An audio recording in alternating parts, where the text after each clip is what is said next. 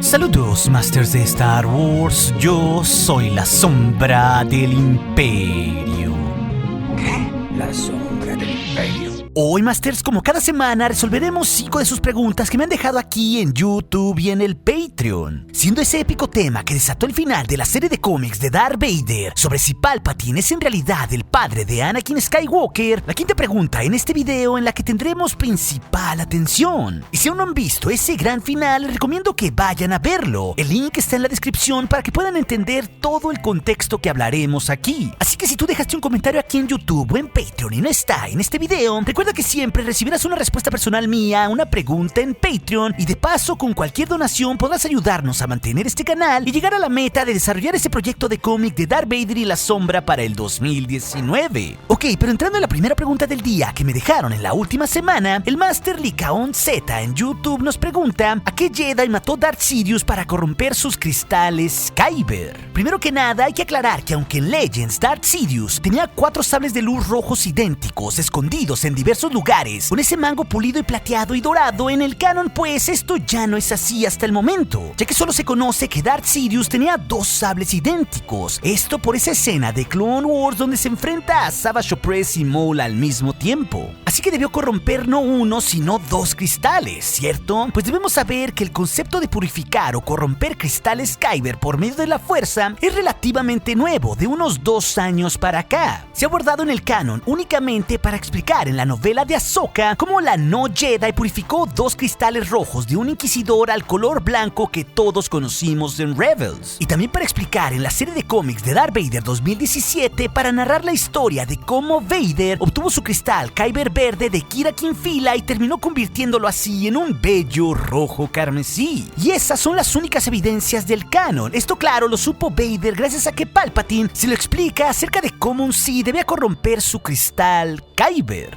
construyendo uno a partir de robarle un sable a un Jedi y matarlo. Eso era en la tradición Sith. Pero aún el canon es tan pequeño en comparación a Legends que esa historia sobre cómo Palpatine obtuvo el suyo aún no se ha contado. Al igual pues que hasta antes del 2018 tampoco se ha contado la historia de cómo Luke obtuvo su sable de luz verde o cómo Kylo y Darth Maul obtuvieron sus cristales Kyber rojizos. Aún pues falta que se nos cuente esas historias canónicas, pero seguramente el tiempo llegará.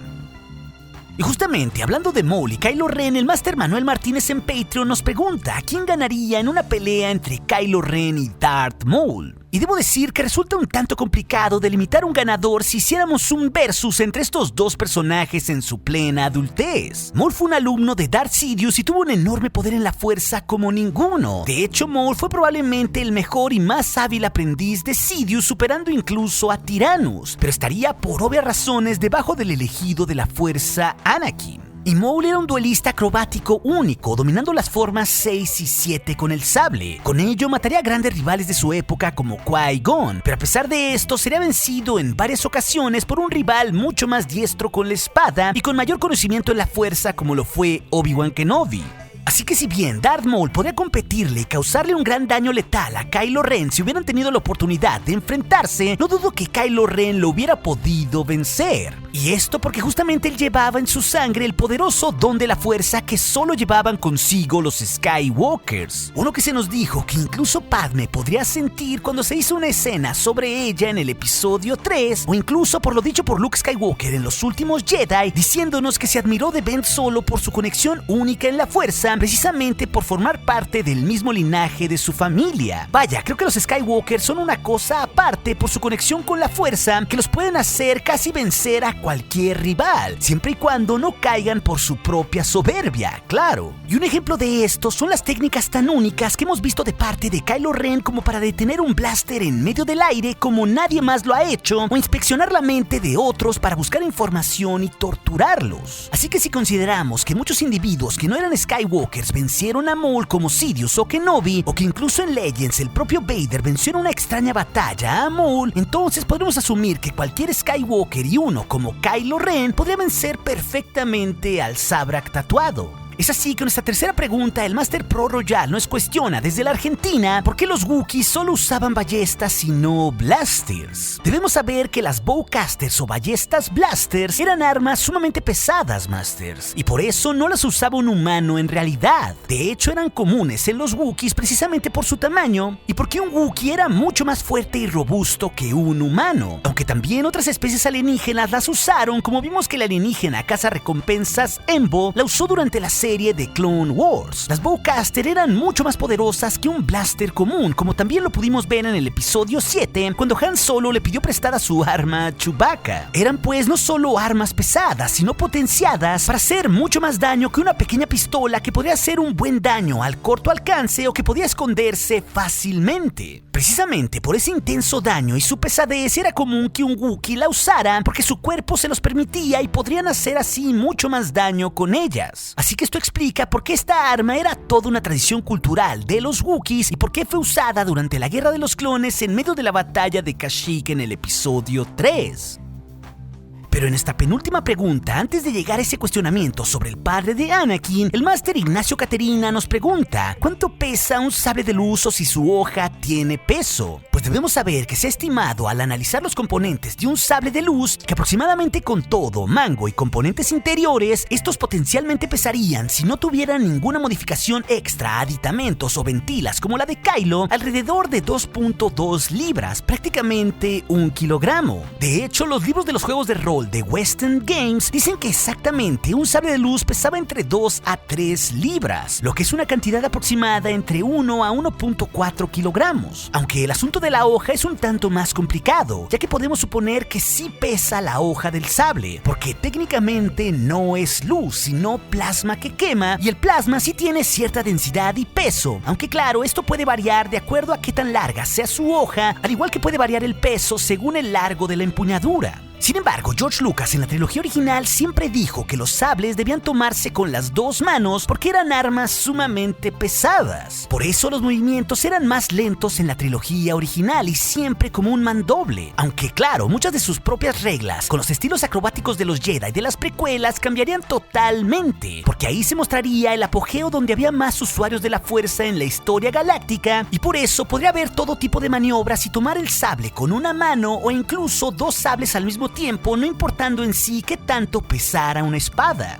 Es así que llegamos a lo más esperado, ese cuestionamiento que seguramente muchos tenemos, como también nos hizo el Master Mr. Super Coffee. Esto tras ver el número 25 de la serie de Darth Vader sobre si Palpatine es en realidad el padre de Anakin Skywalker. Ok, créanme que yo también puse cara de what al momento mismo que vi esa escena de cuando Vader cruza el portal y lo primero que ve es su madre, Shmi Skywalker, con la sombra fantasmal de Palpatine detrás admirando su barriga y mostrando esa concepción rojiza dentro de ella, como si exactamente fuera Palpatine el que por medio de la fuerza fue el que gestó todo. Y claro, esto también es una rima porque el cómic todo el tiempo está mostrando frases de las películas y justo ahí menciona las palabras antinatural y el elegido, en un claro guiño con esa escena de la venganza de los Sith en la ópera donde justo Palpatine y Anakin habla de cómo Darth Plagueis había alcanzado formas antinaturales para que la gente no muriera o para crear vida. La frase de Sidious viene exactamente de ahí y se liga con el elegido, dándonos a entender que fue el Sith el que arregló el nacimiento de Skywalker. Créanme, me quedé frío al ver aquello y dije, no puede ser, tengo que seguir leyendo.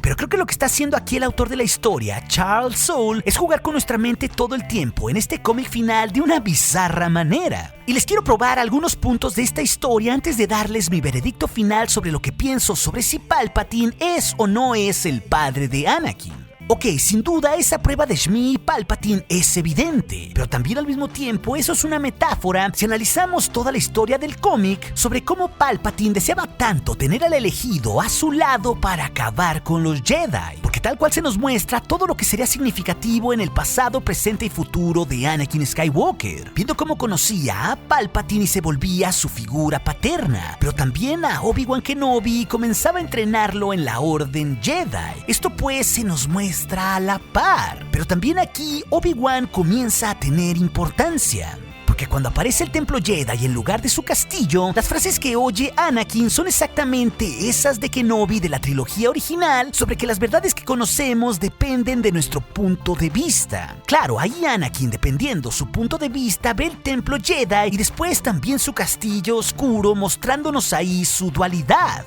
Y esto, claro, se antepone exactamente con lo que dice Darth Sidious al final, hablando con Vader acerca de que toda esa galaxia estaba construida a base de mentiras y que era en realidad muy raro encontrar algo que fuera verdadero. Lo cual, claro, esto es ambiguo y se puede interpretar como una supuesta corroboración de que Palpatine sí es el padre. Pero también, como nos dice Kenobi, todo depende desde el punto de vista que se miren las cosas. Por eso Charles Soule juega con nuestra mente en todo momento de una bizarra manera y nos pone ahí dentro del castillo después de que Vader mata a todos los Jedi, a Palpatine y Kenobi, debatiéndose el futuro y la paternidad de Anakin. Los dos lo miran y le dicen metafóricamente que son su padre, y después de todo sí lo son, pero como las figuras paternas que siempre fueron al ser Anakin un niño sin padre. Y justamente la visión en el portal usa el diálogo del Imperio Contraataca de Vader de "yo soy tu padre" para no decantarse por ninguna de las dos opciones. Los dos son su padre y a la vez ninguno lo es. De hecho, al momento que vi este punto de la historia fue cuando pude entender cómo estaban jugando con nosotros sobre la paternidad de Anakin, y desde mi punto de vista personal creo que aquí habría que ser muy responsable, porque creo que un elemento así de importante para la saga no se terminaría contando en un cómic. Creo que esto, pues, de ser así, debería confirmarse en una película como lo intentó George Lucas en el 3 y lo desechó, o hasta en una rara sorpresa en el 9, lo cual suena en sí algo complicado. Desde mi perspectiva es fácil decir o que yo pudiera poner en el título de un video que Palpatine es el padre de Anakin, pero eso me suena un tanto irresponsable y un tanto como un clickbait, y la verdad no soy así. Pero justamente el último clavo en el ataúd sobre este gran debate lo trae la entrevista que publicó el sitio oficial de Star Wars justo a Charles Soule, el autor del cómic sobre la liberación del número 25.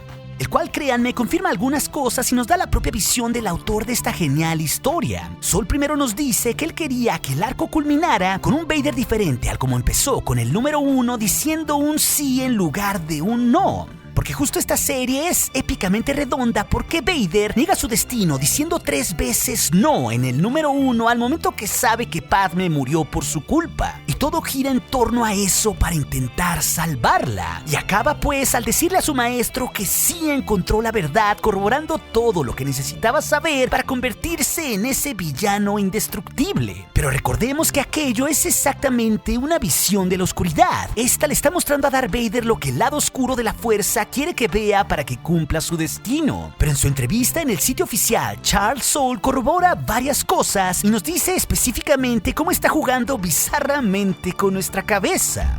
Nos dice, por ejemplo, que lo que ve Vader al final de su viaje es una versión retorcida y malvada de Padme. Incluso él pone en duda que sea Padme, diciéndonos que en su mente no lo es. Básicamente nos dice que todo lo que está viendo Vader es lo que el lado oscuro le tiene que mostrar para que sea quien tiene que ser, es decir, en este caso, el elegido. Charles Soule dice que Vader llega a este punto oscuro en su vida para que se dé cuenta que ya no hay otro camino más para él, para que deje el pasado atrás, con esa referencia hacia Kylo Ren, y con el pasado se refiere a dejar atrás su vida pasada, a los Jedi y a Padme. Eso es lo que dice el lado oscuro en las propias palabras de Soule en su entrevista, que ya no hay otro camino más para Vader. Pero aquello proviene de la fuerza que busca estar en balance, y a pesar de ser el lado oscuro, se le muestra que al final hay una figura de sable azul esperándolo, una clara alegoría a su hijo. Vader, pues, de cierta manera sabe que cumpliría su objetivo como el elegido. Todo sucede de forma brutal, oscura y catártica, para que a final de cuentas Vader se dé cuenta que sus propias decisiones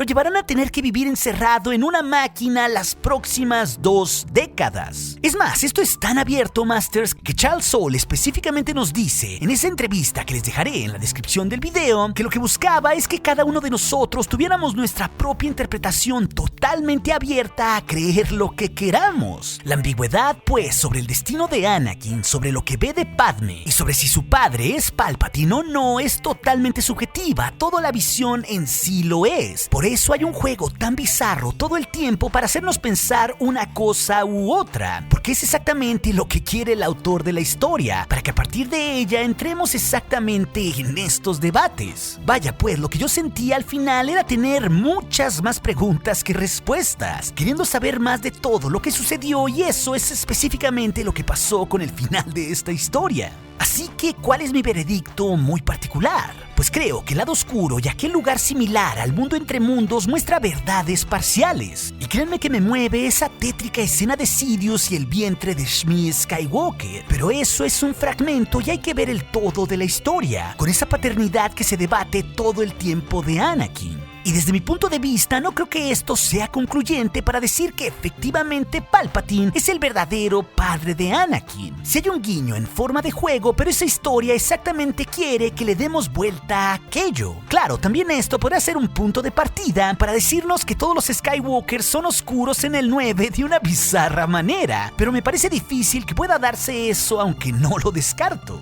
Así que creo, a final de cuentas, que cada uno podemos tener una opinión muy en particular y es respetable.